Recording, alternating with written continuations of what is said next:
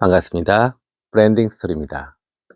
우리가 퍼스널 브랜딩을 너무 어렵게 생각해요. 근데 그냥 쉽게 생각하시자고요. 쉽게 생각하면 퍼스널 브랜딩은 두 축이 있습니다. 아주 간단하게요. 글, 말입니다. 자, 글로써 나의 삶을 정리해서 어떤 통찰을 줄 수도 있고, 또 글로써 나의 지식, 나의 경험을 정리해서 어떤 정보를 전달할 수 있습니다. 어쨌든 간에 나의 삶이 내가 가치 있는 어떤 물건이 되는 겁니다. 가치 있는 대상이 되는 거죠. 그것이 글로 만들어지게 됩니다. 그러고 난 다음에 그 작업이 더욱 견고화되는 것은 블로그라든지 SNS와 같은 글쓰기 작업을 통해서 브랜딩은 더 확실해지고 견고화되고, 그리고 마케팅이 될 수 있겠죠. 자, 그러고 나면, 자, 이 말은 또 어떻게 작용이 되느냐? 말은 사실은 이제 서로 시너지가 나야 돼요. 그리고 요즘 사람들이 책보다는 말에 많이 의존하는 그런 세대입니다.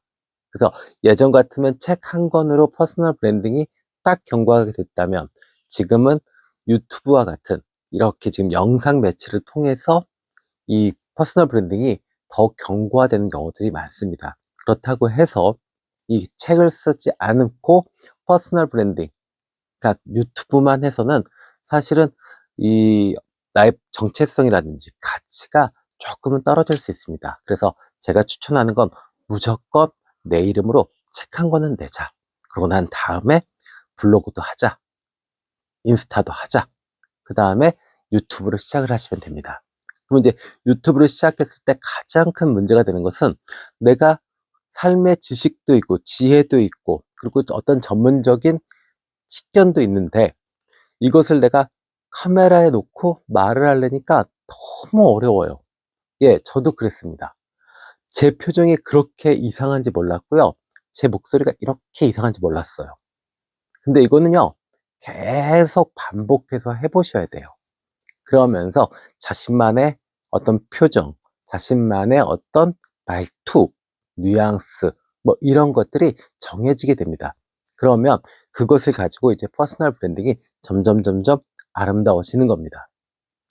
어떤 뭐 그 스피치 교육 같은 데 보면 이게 정답이에요, 이렇게 하셔야 돼요 라고 하는데, 저는 그건 아닌 것 같아요. 예, 각자, 우리가 성악을 해도 마찬가지잖아요. 테너가 있고 바리톤이 있고 베이스가 있습니다. 각각 자기한테 맞는 음역대가 있는 겁니다. 그렇기 때문에 뭐 말을 잘하려고 학원 다니시면서 이렇게 해야 돼요, 무슨 우리가 지금 면접 강의 받듯이 그렇게 하는 것보다는요, 자기 자신한테 맞는 발성법, 맞는 어떤 뉘앙스, 톤, 이것을 찾아 나가시는 게 좋습니다. 그리고 조금은 내가 좀 나빴던 습관들, 그냥 사회생활 하면서 나도 모르게 지었던 표정들 중에서, 아, 나도 모르게 참 이렇게 표정을 나쁘게 졌었구나. 그러면 그거 교정하시고요. 그 다음에 내가 특유의 어떤 말버릇, 이게 상대방에게 거슬리게 될 수 있겠다. 그럼 이제 그걸 고치시면 됩니다. 아셨죠? 네, 그래서 오늘은 아주 기초적인 이야기만 좀 드릴게요. 이게 아까 말씀드린 게 정석이고요. 지금 요거는 기초적인 정보 차원에서 말씀을 드리는 겁니다. 자, 첫 번째 발성훈련법이 있어요. 복식 훈련을 하시면 좋죠. 눈을 강조하죠. 그죠? 근데 실제로 어떻게 해야 될지 잘 몰라 하세요. 뭐 노래를 부를 때도 복식해라. 그죠? 그다음에 명상을 해도 복식해라라고 이야기를 하는데, 실제로 우리가 말을 할 때 복식을 쓰려고 하면 어떻게 할지 잘 몰라요. 그럼 이건 쉽게 연습을 하려고 그러면 누우셔서요, 이 책을 배 위에다 이렇게 올려놓으세요. 그 다음에 어떻게 해요? 이 숨을 들이킬 때, 그때는 배가 나오도록 일부러, 그 다음에 숨을 내뱉을 때는요, 배가 들어가도록, 항상 이걸 신경 쓰시면서 누워서 호흡을 해보세요. 그런데 이때는 무엇을 하셔야 되냐면 4초, 4초 룰을 지키셔야 돼요.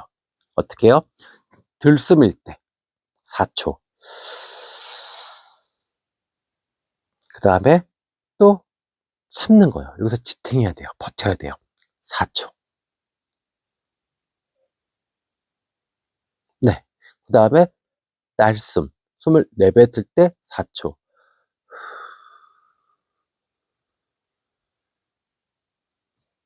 또 날숨에서 버티기 4초.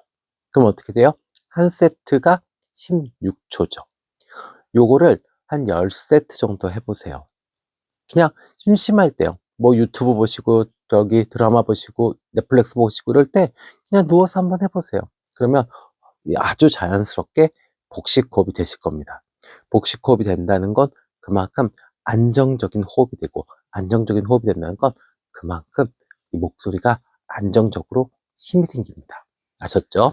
또 이 발성훈련법 중에 많이들 사용하시는 거죠. 공명훈련법이 있습니다.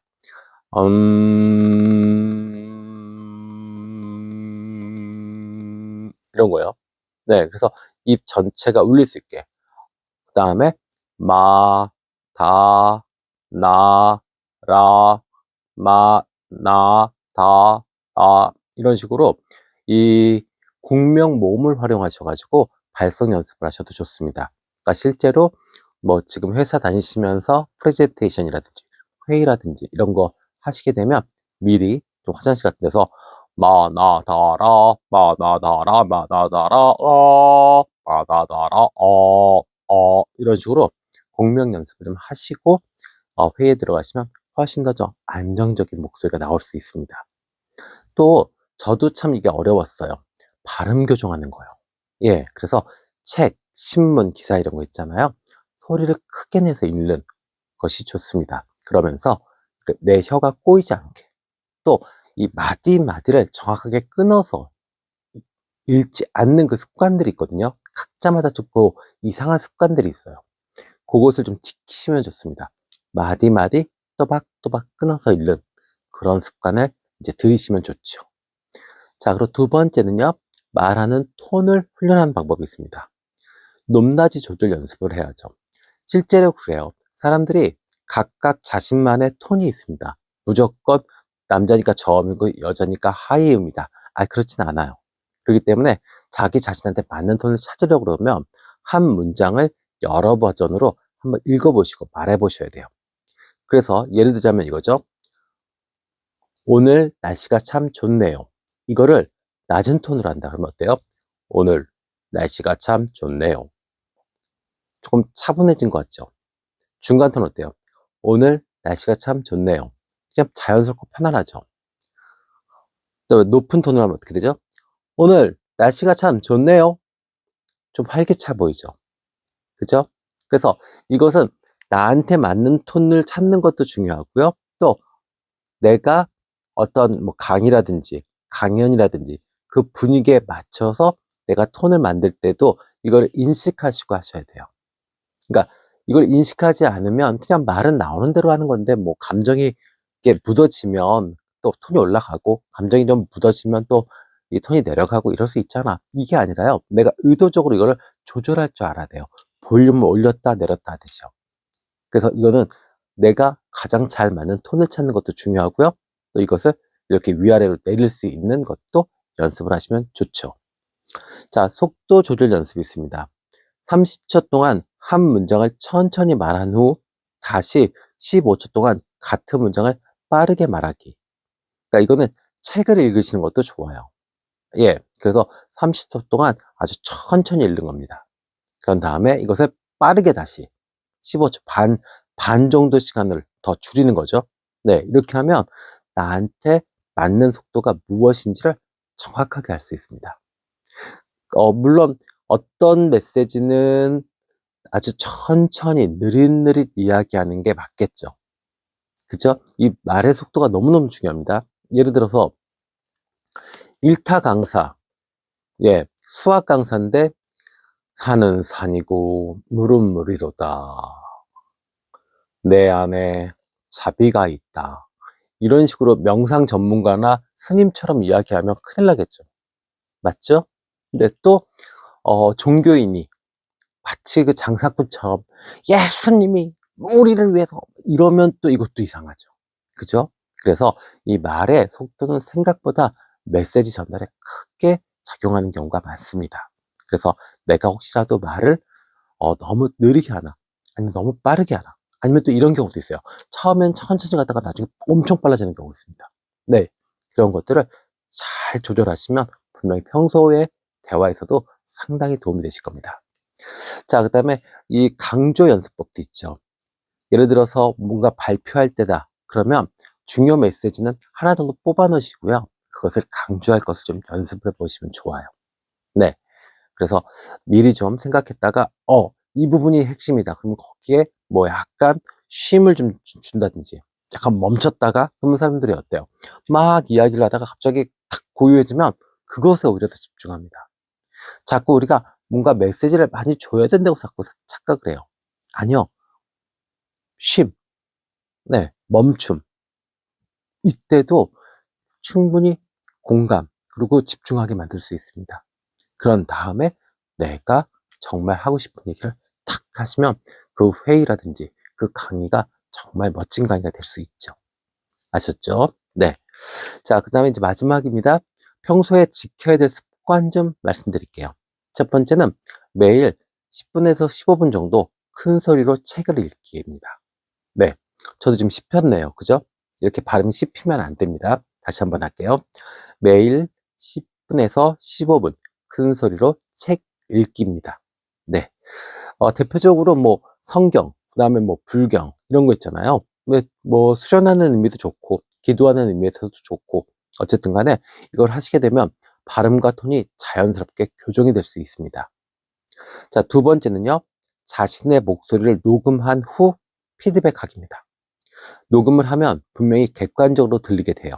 그리고 개선할 부분을 찾을 수 있습니다. 이렇게 저처럼 중간중간에 씹히는 경우들이 있어요. 그러면 요 발음을 잘 못하는구나 내가.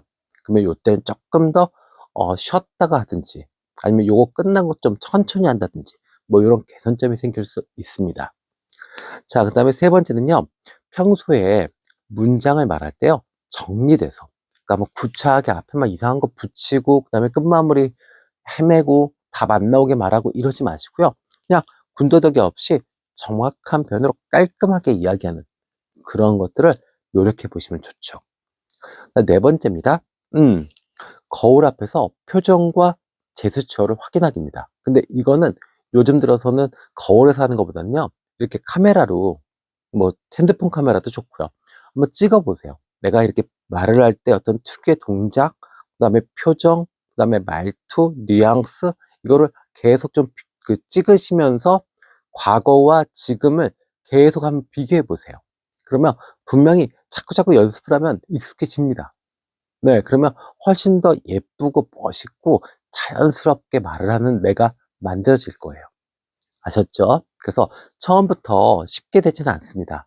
그래서 만약에 정말로 나 자신을 퍼스널 브랜드로 만들고 싶다, 그런 욕심이 있다라고 하면요, 평소부터 이렇게 작은 것들이라도 습관화 시키셔서 꾸준히 해보십시오. 그러면 분명히 훨씬 더 멋진 내가 브랜드가 될 수 있습니다.